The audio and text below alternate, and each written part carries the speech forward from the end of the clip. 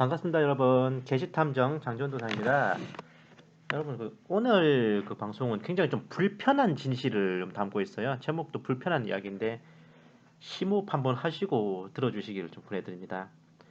여러분들 뭐 아시겠지만은 그 북한 이탈 주민들은 이제 옛날 냉전 시대에는 주로 군인 출신들이 많았어요. 그래서 귀순용사라고 불렸습니다. 그러다 90년대 이후부터 북한을 탈출했다는 뜻으로 이제 탈북자라고 불렀죠. 그때 노무현 정권 이래로 이제 새터민이라고 법제화됐지만 여전히 탈북자라고 많이 쓰여요. 게다가 이제 당사자들도 새터민이라는 표현에 이제 혼란과 거부감을 많이 느낀다고요. 정부 차원에서도 그냥 탈북자 또는 북한 이탈 주민이라고 다시 부르고 있어요. 또 북한에서도 그런 분들을 보고 탈북자라고 또 칭합니다. 휴전 이전에 월남한 북한 주민들은 이제 실향민이라고 통상 부르죠. 2017년 기준으로 하면 대략 3만 명의 탈북자들이 국내에 거주하고 있습니다. 이들은 탈북 후에도 여전히 북한의 일가 친척 등 커넥션이 있어요. 그렇기 때문에 북한의 체제 위협 요인으로 저쪽에서도 많이 신경 쓰거든요. 게다가 먼저 입국한 탈북자들이 거그 자금을 축적한 뒤에 브로커를 통해서 북에 남은 가족들을 빼내오는 경우도 많습니다. 다만 이제 북괴는 이 탈북을 일컬어서 유인 납치라는 명칭을 사용하는데 한마디로 우리나라가 인민들을 꼬드긴 후 강제로 납치해 끌고 갔다 그런 의미죠. 자신들의 체제가 거지 깽깽이 같아서 주민들이 이탈했다라고 인정하기는 싫은 안타까운 몸부림입니다. 제가 아까 유인 납치라고 말한 게 잘못 말한 게 아니에요. 북한은 두음 법칙 때문에 그 납치란 말 대신에 납치란 표현을 씁니다. 뭐 그렇게 사선을 넘어 이제 북을 탈출해서 우리나라에 와서 대한민국 국민으로 잘 정착해서 다소 빡세기는 하지만서리 그래도 북한보다는 더 나은 자유민주주의 세상에서 잘 살았으면 얼마나 좋겠습니까? 근데 이건 이제 최근도 아니에요. 제가 이걸 쓴 게 2018년인데 이제 최근도 아니라 이제 문정권 들어서고 나서 굉장히 무거운 문제가 발생했습니다. 바로 탈북자들을 북한으로 다시 돌려보내려는 이런 미친 움직임 때문에 그래요. 기껏 죽을 고비 넘겨가며 탈출한 사람들을 다시 보내라는 거는 무슨 귀신이나 까부는 소리냐. 이 주사파 정권 들어서면서 이 정권이 북괴가 주구장창 말하는 괴뢰 국정원에 의한 유인 납치이지 자발적인 탈북이 아니다라는 것에 같이 고개를 끄덕이고 있다는 진실로 충격과 공포의 시츄에이션인 겁니다. 이러한 상황에 대해 순도 100% 주사파 정권의 무개념하고 비인도적인 작태라고 해버리면 정리 완료이지만 안타깝게도 상황이 그렇게 녹록하진 않아요. 유인 납치라고 주장하는 북괴와 그 말에 끄덕이며 기껏 넘어온 탈북자들을 돌려보내려는 좌빨들이 제1의 문제입니다. 90% 정도의 지분을 차지하고 있어요. 하지만 그들의 저러한 책동이 어느 정도 일반의 공감을 얻게끔 돼가는 것은 참으로 유감스러운 일이지만 탈북자들 본인들에게도 어느 정도의 책임이 있습니다. 비율로 따지면 9대1이에요. 9대1. 문재인 좌빨 정권의 문제가 9라면은 탈북자들 본인들 문제가 바로 1 정도는 있는 겁니다. 언제나 지피지기면 백전불패라듯이 여기에 대해서도 한 번쯤 판단해 볼 필요가 있어요. 우선 탈북이 국정원에 의한 유인 납치라고 주장하는 것이 북한 내부적으로 우선 이렇게 먹혀드는 이유가 뭐냐면요. 압록강과 두만강 일대에서 강을 건너 탈북하는 경우 실제로 그 과정에서 인신매매가 횡행합니다. 국정원이 그 배후에 있다고 해버리면 내막을 잘 모르는 북한 주민들 입장에서는 고개를 끄덕일 수밖에 없는 거죠. 하지만 뭐 북한 내부에서 뭐라 떠들든 그거는 그렇게 중요한 문제가 아닙니다. 중요한 거는 탈북자들 자신들의 문제로 인해 불필요한 북송 위협에 시달리는 것에 대해 알아보는 거예요. 지금까지 탈북자들이 얘기하는 것들을 북한 인권 실태를 알리는 소중한 자료들로 여겨오던 우리 입장에서는 정말 충격과 공포의 팩트 폭행이 아닐 수 없는데 여기에 대해 한번 그 허와 실을 알아볼 필요가 있습니다. 본 게시탐정이 탈북자들을 허위로 모독하고자 함이 아닙니다. 이러한 극히 일부의 사례들로 인해 참으로 자유민주주의 체제를 흠모하여 사선을 넘어온 수많은 탈북자들 하여금 생사의 기로에 서게 만들 수 있는 것이기에 저는 여과 없이 소개를 하려 하는 거예요. 정말 가슴 아픈 일이지만 탈북자들의 증언이나 그 전하는 첩보는 어느 정도 가려들을 필요가 있습니다.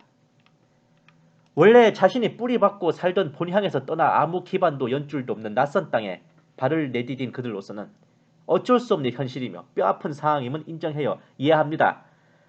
하지만 자신들의 출세나 이익을 위해 혹은 자신의 불안한 지위를 강화하려는 목적으로 필요 이상의 과장과 또 자신이 속해 있는 진영의 논리에 부합하는 정보를 사실 여부와 관계없이 말하는 경우가 적지 않기 때문입니다. 뭔가 자극적이고 신박한 정보와 첩보를 얘기하고 말할 수 있다는 것은 돌려 말하면 자신이 속한 진영을 향해 나는 당신들이 필요로 하는 정보를 많이 가지고 있는 중요 인물이니 나를 잘 대우해달라라는 겁니다. 분명 사실에 기반했으리라 여겨지지만 실제 자신과는 크게 관계가 없는 부문에 대해서도 줄줄 늘어놓는 케이스가 여기에 속한다고 하겠죠. 예를 들면 뭐 북한에서 의사였다는데 뭐 군 관련 뭐 얘기들을 줄줄 늘어놓는다든지 이런 것들요.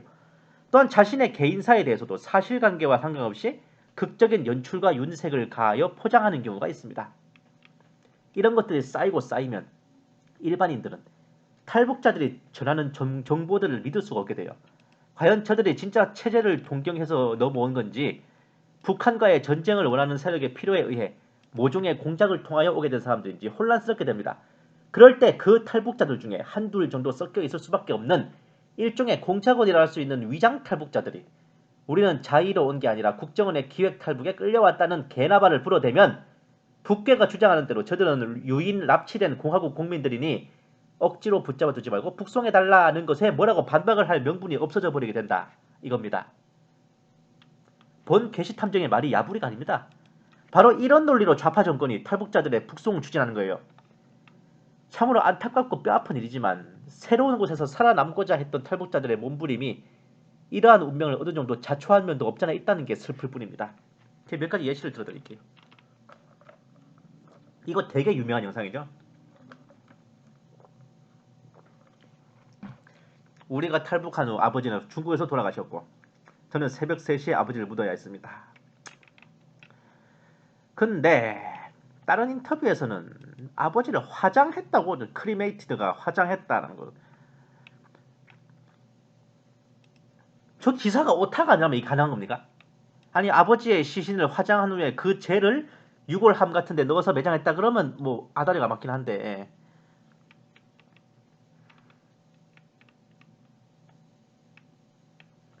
또 다른 인터뷰에서는 부모님이 수용소에 수감되시고 분명히 대어 페어런츠가 나와요. 그들의 부모님들 언니와 산속에서 단둘이 살았다라고 하시는데 이거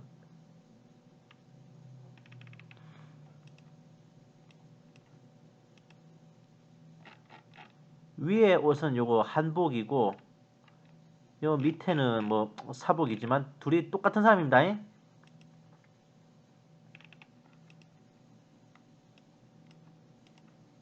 당신의 부모 두 분이 모두 수용소에 있었기 때문인가요? 네. 아버지가 중국에서 돌아가셨다고 하는데 부모님이 수용소에 계셨다.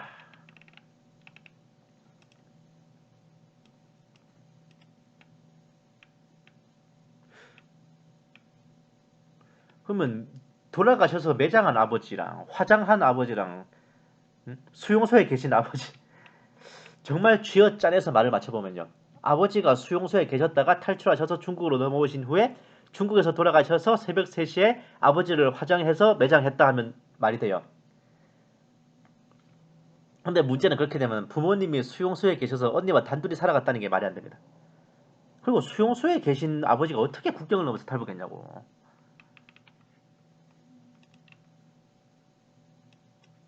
탈북 여성 박연미 씨라고 하네요.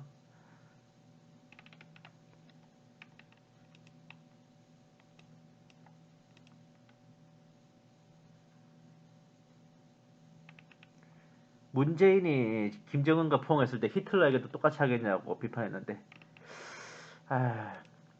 근데 저 아버지 얘기는 제가 정말 이해가 안 돼요. 이게 편집을 잘못한 거거나 아니면 제가 진짜 오해한 거길 바랄 정도입니다. 예. 그런데 그렇게 쉽게 생각할 수만 없어요. 제가 계속 소개해 드릴 건데 바로 정치범 수용소 출신 탈북자들의 허위 증언 사례들 때문에 그렇습니다. 개천 14호 수용소에 있었다고 했던 신동혁 씨는 자신이 수용소 수감자들 간의 표창 결혼으로 태어났고 그곳에서 22년을 살며 모진 세월을 겪다가 탈출했다는 기괴한 스토리로 유명합니다. 문제는 그가 2015년 1월 18일에 페이스북을 통해 자신의 증언들이 일부 사실이 아님을 시인하면서부터 문제가 생겼어요. 여기도 나오지. 신동엽 씨의 아버지를 촬영한 비디오를 내보냈습니다. 2015년 1월에 북한 정부에서. 그러니까 신동엽에 대한 의혹이 제기되자 이 사람은 자기가 쓴 책에 있는 내용의 일부분 14호 수용소에 관련된 파트와 이제 신동엽 씨 자신이 고문당했다고 주장한 나이가 이제 사실이 아닌 걸 고백했답니다. 뭐야 이거?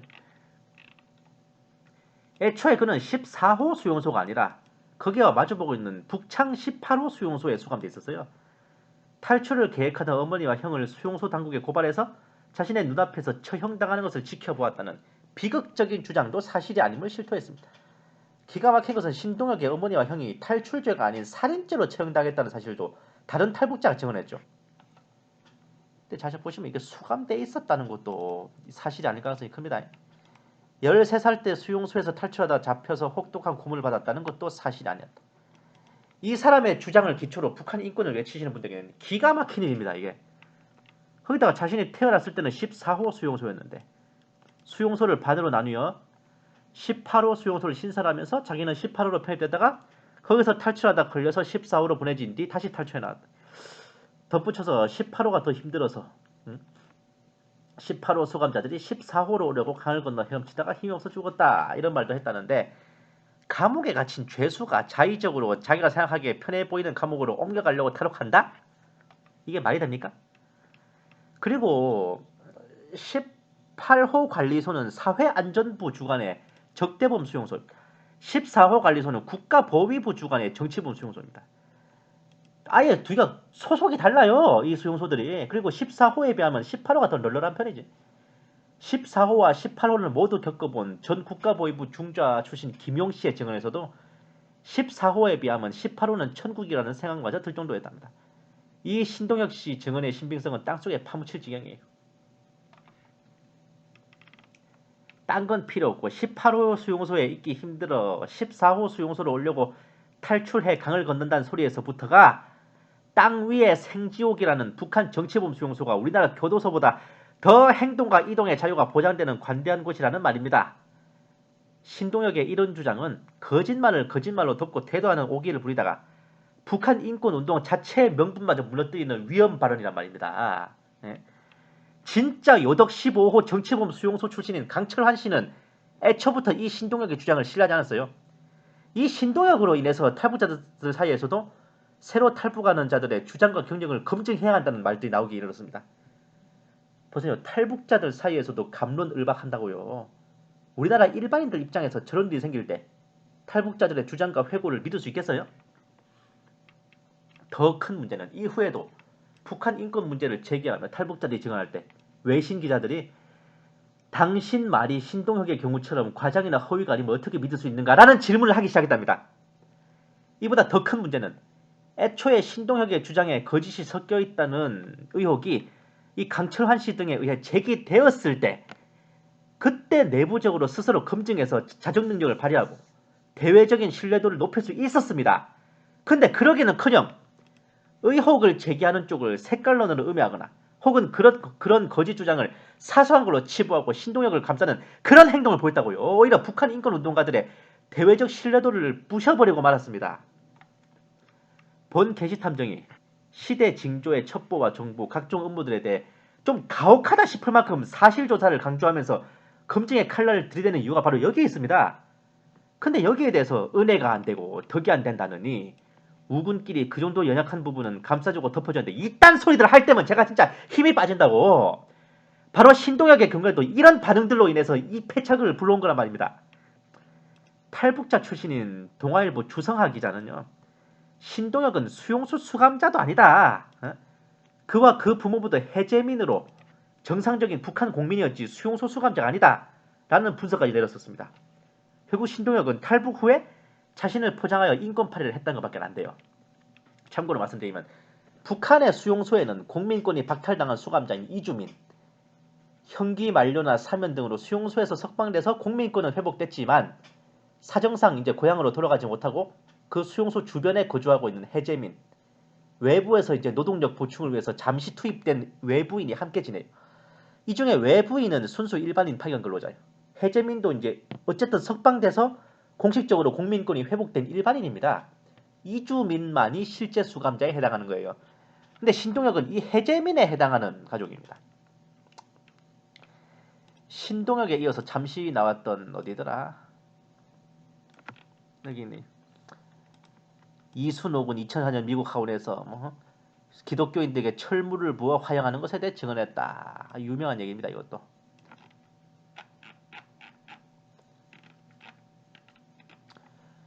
이순옥 씨의 경우에도 정치범 수용소에서의 잔혹한 고문 그리고 크리스천들에게 쇳물을 부어 죽이는 악행을 폭로해서 유명했는데 이 경우에도 이순옥 씨는 정치범 수용소에 가본 적도 없으며 경미한 경제사범으로 밝혀지며 논란이 되었죠.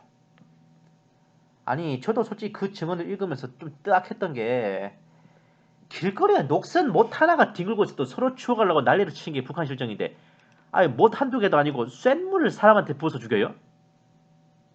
굉장히 의심스러웠거든. 결국 진짜 신뢰할 수 있는 정치범 수용소 증언은 요덕 15호 출신의 강철한 씨, 회령 22호 수용소 경비대 하사 출신인 안명철 씨의 증언뿐이라는 게 현재 실정입니다. 특히 안명철 씨의 경우 탈북 당시 북한에서 두만강 넘어 중국 측 마을에도 수배 전단을 다량 살포하고 그에게 현상금을 걸었다고. 이 안명철 씨를 잡아들이려고. 그리고 이런 경우도 있습니다. 본 개시탐정이 대학 때 이제 북한군에 대해서 연구하면서 애독했던 책입니다. 북한군에는 건빵이 없다. 이 책의 저자는 바로 이러한 자입니다. 국가안전보위부 요원 출신이에요.